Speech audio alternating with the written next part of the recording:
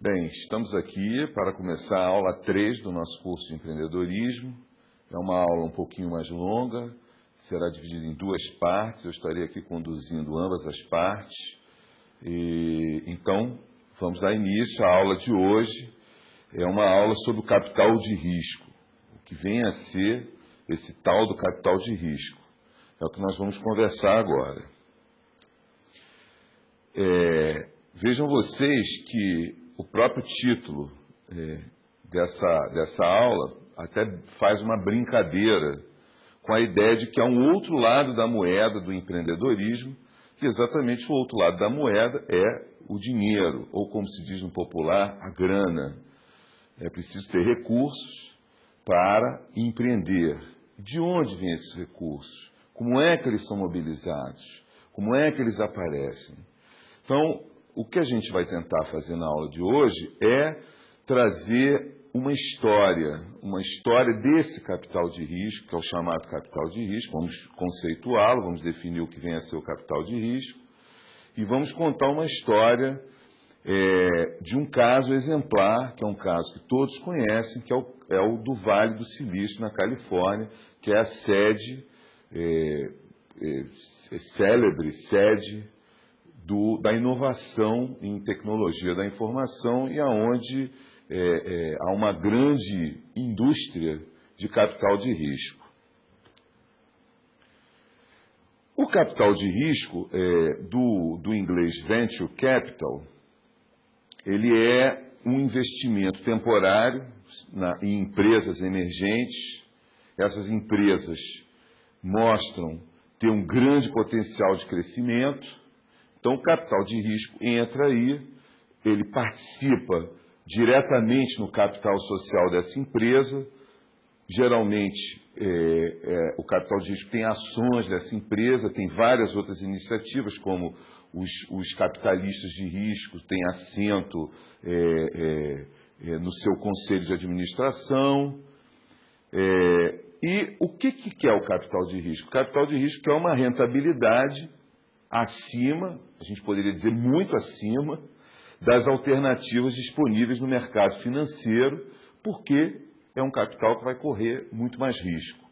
Quer dizer, ele vai apostar numa empresa que tem um potencial para grandes lucros. Então, pode ser que essa aposta não dê certo, como toda aposta. E se ela não dá certo, aquele capital é perdido. Mas, quando ela dá certo, os ganhos compensam, são muito compensadores. Quer dizer, a gente vê isso, por exemplo, na indústria do cinema americana, Hollywood. Quantas vezes a gente ouve, foi uma produção pequena, custou pouco, custou 20 milhões de dólares, mas já faturou na primeira semana 100 milhões de dólares. Eu estou inventando os números não são exatamente esses, mas, enfim, são ganhos astronômicos. Então, essa é a ideia desse capital de risco, quer dizer, a ideia de uma multiplicação extraordinária do seu investimento inicial, diferentemente do capital convencional, que é emprestado pelos bancos para você fazer o seu negócio, para você montar a sua oficina, para você montar a sua padaria, para você montar o seu bar, para montar um negócio, que é um negócio conhecido, é um negócio que tem o retorno mais facilmente calculado, um negócio mais convencional, em que os riscos são muito menores, mas também os retornos sobre o capital investido são muito menores. Vejam que o capital de risco, ele aparece na medida em que você tem certas inovações que viabilizaram no passado e continua valendo para o presente, que viabilizam novos espaços econômicos. Para usar um termo que o professor Luiz Walter usou na aula passada, novos campos de negócios. Então, essas inovações, elas criam turbulências, criam oportunidades, também usando os termos já mostrados pelo professor Luiz Walter na aula passada, elas criam oportunidades para a criação de empresas com uma perspectiva de ganhos, e aí o adjetivo não é exagerado, ganhos explosivos. A gente pode usar um exemplo, como, por exemplo, o YouTube, o Google, usando os exemplos das tecnologias da informação, que eu acho que é quase que um senso comum, que são empresas que nasceram do nada e se tornaram grandes potências. O YouTube foi recentemente vendido, vocês podem imaginar o ganho que teve quem vendeu o YouTube, quer dizer, os criadores do YouTube. Vejam que aqui eu estou começando também a associar a ideia de empreendedorismo à ideia de inovação. Não está escrito no slide, mas essa associação entre empreendedorismo e inovação, ela foi muito analisada no século XX por um economista austríaco muito importante, Joseph Schumpeter, que exatamente tentou entender o capitalismo à luz do empreendedorismo. A ideia é de que se todo mundo for constituir empresas que repetem o já conhecido, você tem oportunidades de ganho cada vez menores, oportunidades de lucro cada vez menores, o que acaba, de alguma forma, contrariando um pouco da lógica do capitalismo, que quer e busca lucros maiores. O que é que rompe, então, a possibilidade esse círculo vicioso de ficar ganhando a mesma coisa, com os mesmos negócios, mas, enfim, cada vez com menos retorno? É a inovação. É a inovação. O Schumpeter vai chamar o empreendedor, ele vai dizer, eu poderia chamar o empreendedor de inovador. O empreendedor ser entendido como um inovador. E é interessante a gente também entender a história do campo de negócios, a história da inovação como processo, como foi visto na última aula, como a gente pode usar a imagem da rede, quer dizer, como um enredamento de coisas muito heterogêneas que vão tendo que ser relacionadas, justapostas para constituírem o negócio inovador. Quer dizer, se a gente pensar nos exemplos da aula passada, se a gente for parar para pensar no exemplo da senhora que faz os salgadinhos congelados, vejam que se você fosse deter nesse exemplo, quantas entidades heterogêneas estão relacionadas a esse exemplo mais do que singelo. Salgadinho congelado supõe uma tecnologia de congelamento que está, vamos dizer assim, constituída no freezer, que se tornou barato o suficiente para estar nas casas, nos lares de todas as famílias, não sei se de todas, mas pelo menos das que têm essa possibilidade de pensar num negócio inovador. Mas, enfim, acho que hoje não é muito difícil comprar um freezer, ainda que seja em 24 prestações ou 36 prestações, desde que haja uma ideia para um negócio que dependa do freezer. Você tem a questão da mulher no mercado de trabalho. Você tem, provavelmente, exatamente conseguiu dinheiro para comprar o freezer, para contratar uma pessoa que vai ser necessária, essa pessoa para ajudar na feitura dos salgadinhos. Então, a gente falou aqui de mercado de trabalho, a gente falou da questão da mulher, a gente falou de um trabalhador, de uma trabalhadora, a gente falou de um freezer, a gente falou de um financiamento de um freezer, provavelmente um fogão de maior capacidade vai ser necessário, as embalagens para conservação, as embalagens para distribuição dos salgados congelados. Então, quantas coisas têm que ser relacionadas para que você tenha um negócio inovador? Essa habilidade para perceber o valor dessas inovações, ela ofereceu e continua oferecendo a investidores capazes de discernir a tecnologia, o mercado, discernir o empreendedor apropriado. Quer dizer, na medida que há uma percepção dessas oportunidades, esse investidor ele tem potencial para imensos ganhos de capital. Evidentemente que aí o exemplo não é o da senhora que percebe que o salgadinho congelado é um bom negócio, é uma oportunidade interessantes de negócio, mas aqui o capital de risco, evidentemente, se refere a ganhos astronômicos, e aí a gente está basicamente falando da inovação e basicamente da inovação em tecnologia da informação. Por conta, então, do retorno do investimento, né, do seu investimento, o capitalista de risco ele se torna um sócio da nova empresa. Qual é o seu objetivo? Aqui, reiterando o que já falamos, é multiplicar dramaticamente o capital investido. E aí é diferente do banqueiro, bem diferente do banqueiro. Porque o banqueiro, ele quando empresta o dinheiro, ele tem uma aversão a riscos muito maior do que o capitalista de risco, do que o capital de risco. O banqueiro, ele calcula, se ele acha que, se ele vislumbra que o seu negócio é muito arriscado, então que há uma chance de você não conseguir pagar o capital que você está solicitando por empréstimo, ele não empresta o dinheiro para você. Mas o capitalista de risco, ele não tem, ele está disposto a perder tudo, porque em compensação, ele, diferentemente do banqueiro, ele não tem um limite superior para os ganhos de capital. O banqueiro, ele tem um cálculo, ele sabe quanto que ele vai ganhar de retorno. O capitalista de risco,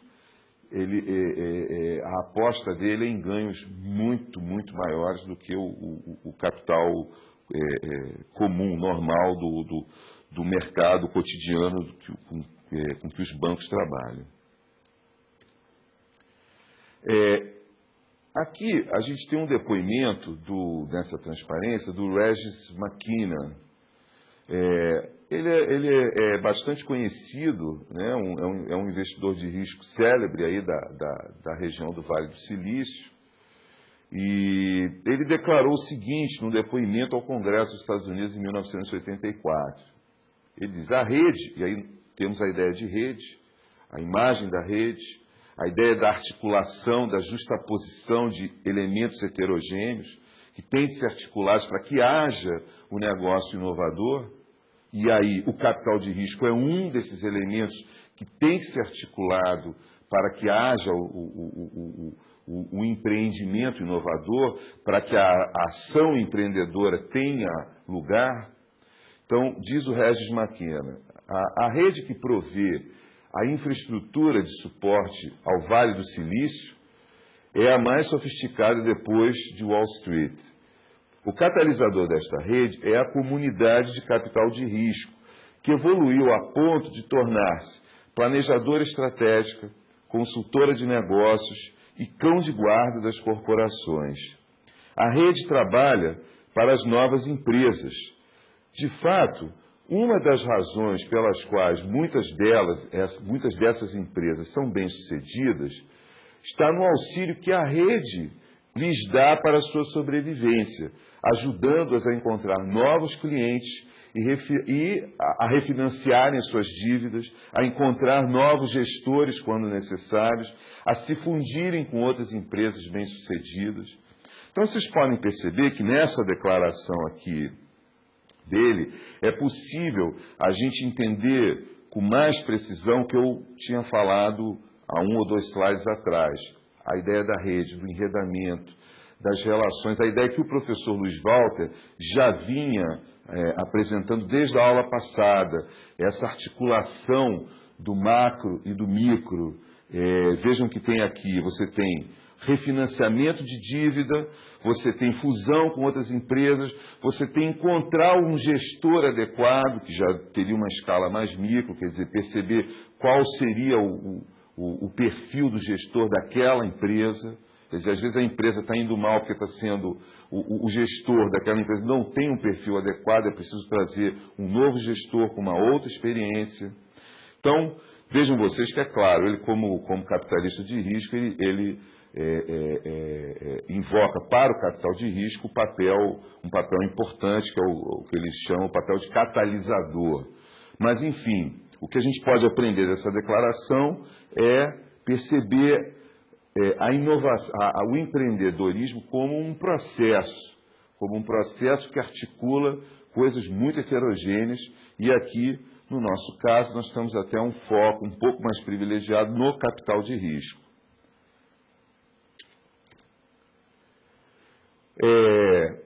Claro que é preciso só prestar atenção no sentido de que o capitalista de risco, ele é leal ao seu investimento e não ao empreendedor, não ao negócio empreendedor, mas sim o que ele quer é o seu retorno.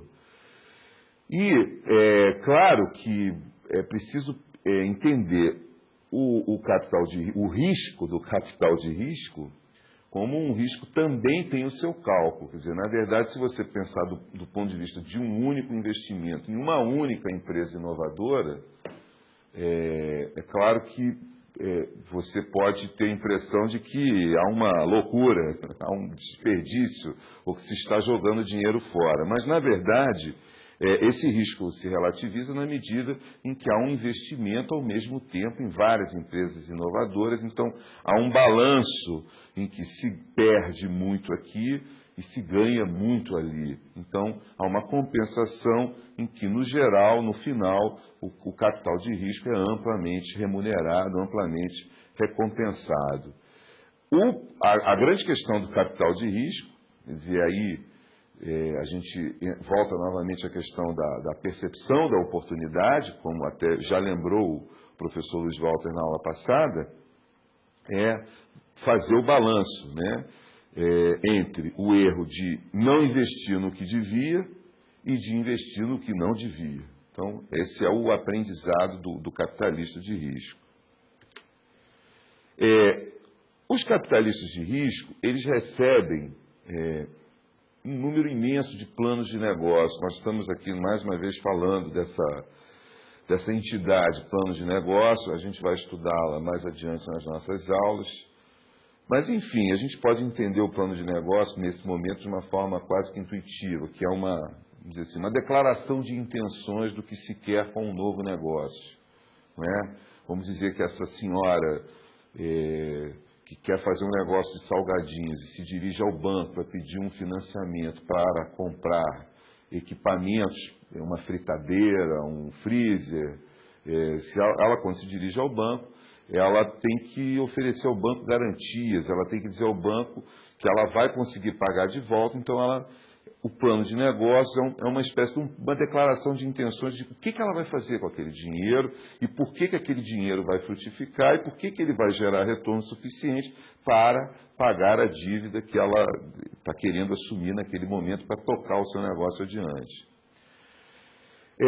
Esses capitalistas recebem uma infinidade de planos de negócio. Aqui, quer dizer, como nós estamos falando de um caso exemplar, que é o caso do Vale do Silício, a gente tem alguma dificuldade de imaginar essa realidade que não é a nossa, que é norte-americana, que é uma realidade capitalista muito distinta, mas, enfim, são um número imenso. Ele vai investir apenas em alguns poucos planos de negócio. O que ele vai examinar num plano de negócio é a capacidade da equipe, quem está propondo, a tecnologia que está em jogo, especialmente a inovação tecnológica que está em jogo, e o mercado, quer dizer, a quem se destina o produto, né, ou o serviço, digamos assim.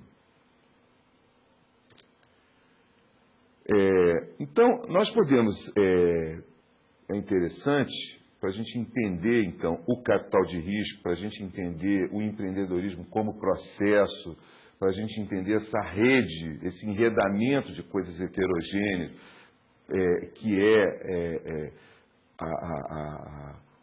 que constitui a possibilidade de haver o empreendimento inovador, e aí empreendimento inovador como sinônimo de empreendedorismo. A gente começa, a partir de agora, a traçar um histórico, repito, centrado no caso exemplar do Vale do Silício. Se a gente for pensar em termos do capital de risco, a gente vai ver que antes mesmo da existência do capitalismo, você pode enxergar, com alguma boa vontade, alguma coisa do espírito do capital de risco, né, nos investimentos feitos por mercadores e nobres europeus, por exemplo, nas navegações marítimas. Quer dizer, as navegações portuguesas, que nós aprendemos desde os bancos escolares, a Santa Maria Pinto e Nina, quem é que não se lembra desses nomes, as caravelas de Cabral? As caravelas de Cabral foram resultado de muitas inovações na construção de caravelas. Por exemplo, as caravelas portuguesas, elas foram projetadas de forma inovadora para permitirem um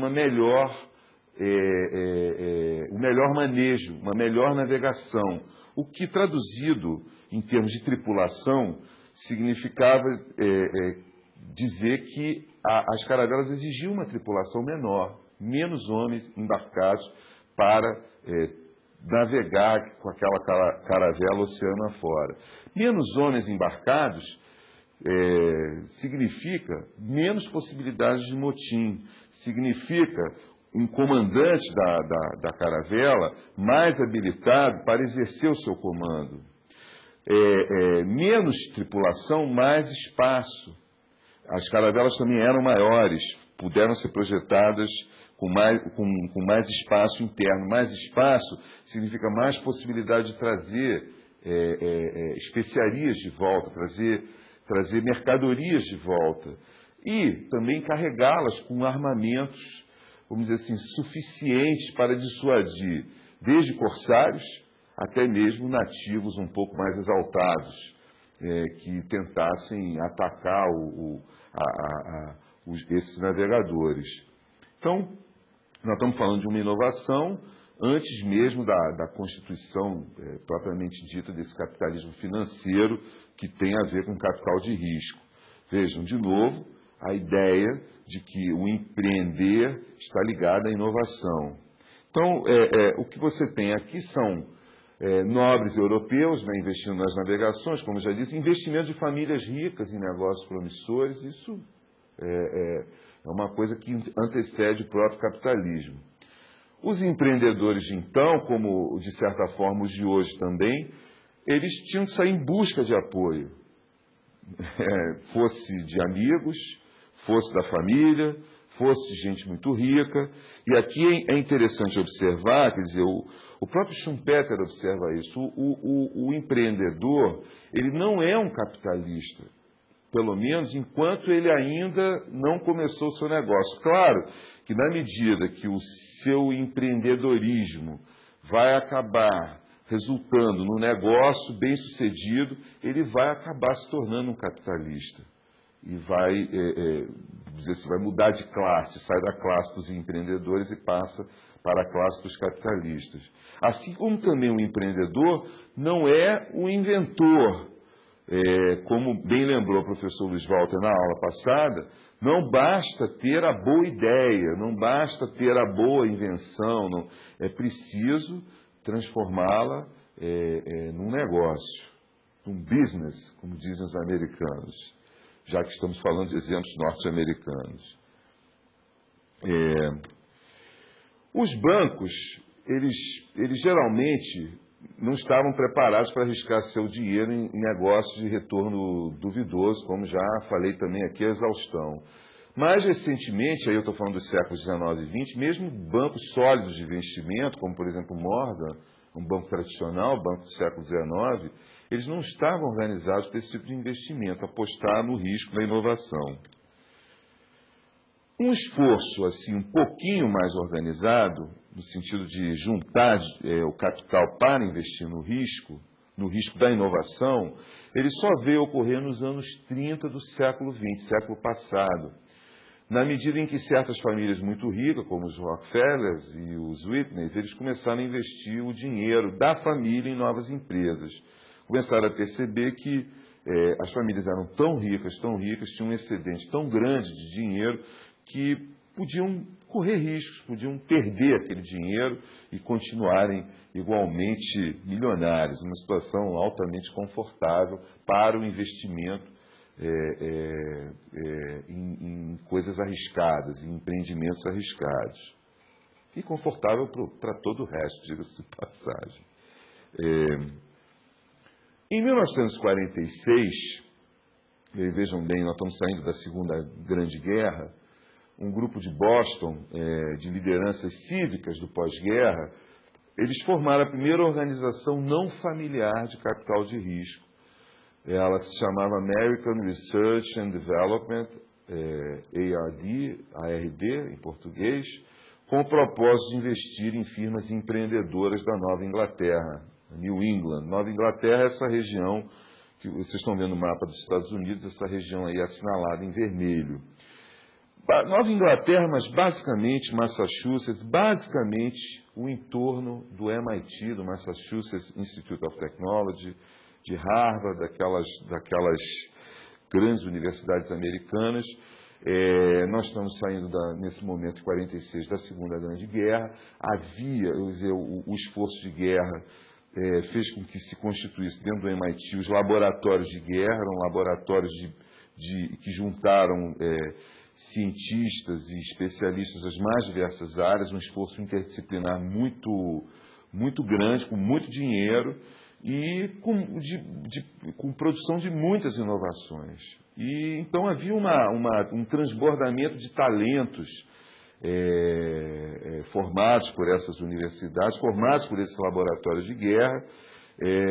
Havia esse espírito empreendedor do próprio laboratório de guerra, perseguir a inovação tecnológica e, então, havia uma oportunidade de aproveitar essa concentração de recursos humanos, recursos de dinheiro, Boston, ali no entorno de Boston, uma região rica, para apostar na inovação, para apostar no empreendimento inovador, para financiar, alimentar o empreendedorismo. Vejam que nesse momento a gente está nessa região aqui vermelhinha, que é à direita do mapa, mas nós estamos falando do Vale do Silício, que é na Califórnia, aqui na região em torno de São Francisco, que é do outro lado do mapa americano, na Califórnia, que é praticamente na direção oposta uma diagonal abaixo dessa região assinalada em vermelho. Mas estamos ali na Nova Inglaterra. O primeiro presidente da ARD foi o general Jorge Doriot. Vejam que era um general. Ele tinha um trânsito pelos laboratórios de guerra, sabia do que se passava ali, sabia do potencial em inovação tecnológica que havia à disposição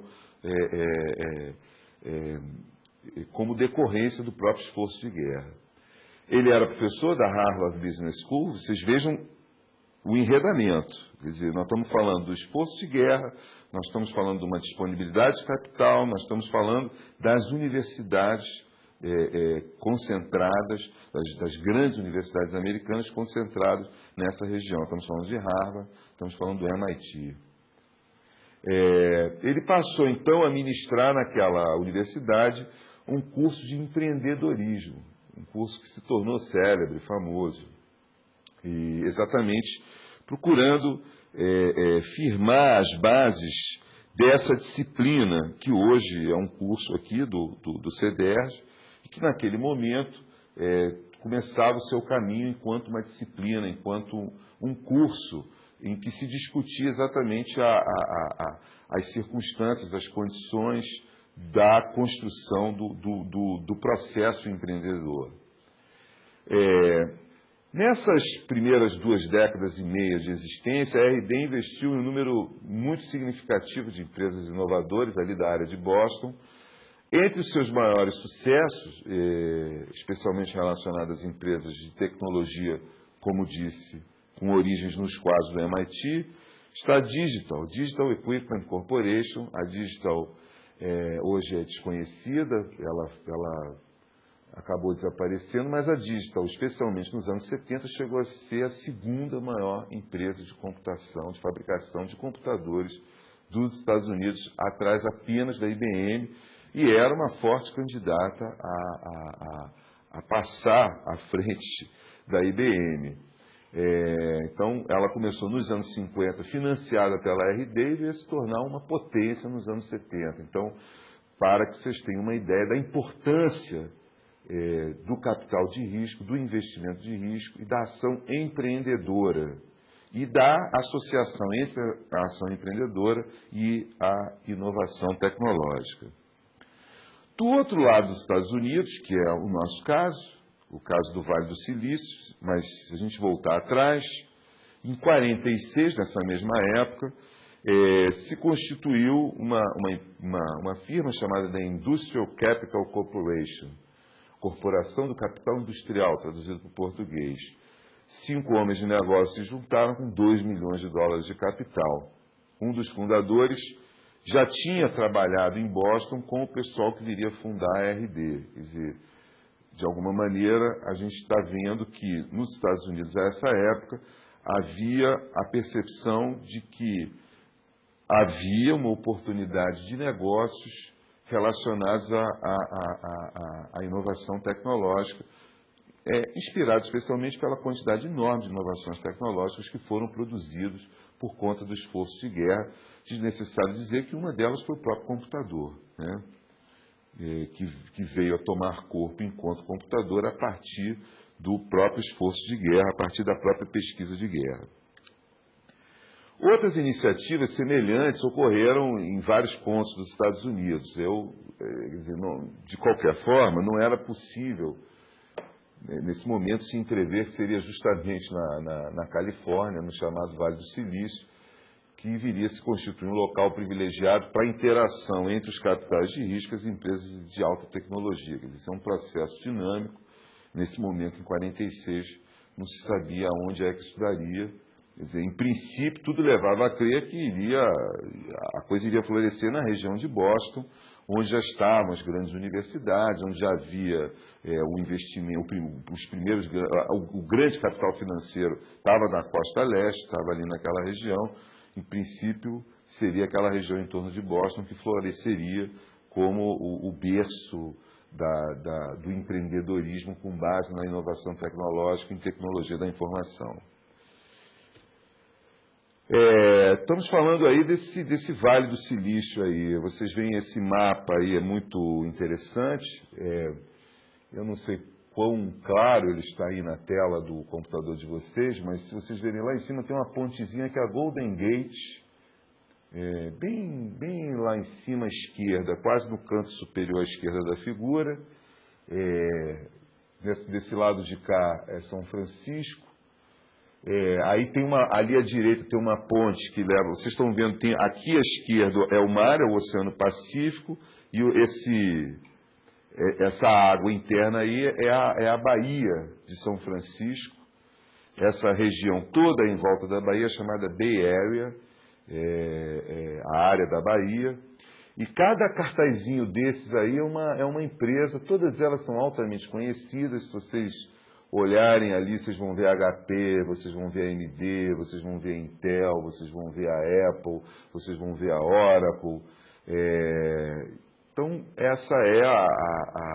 isso é o que veio a se tornar o Vale do Silício, essa concentração extraordinária de empresas, todas elas muito ligadas à inovação tecnológica, todas elas nascidas a partir dos investimentos de risco.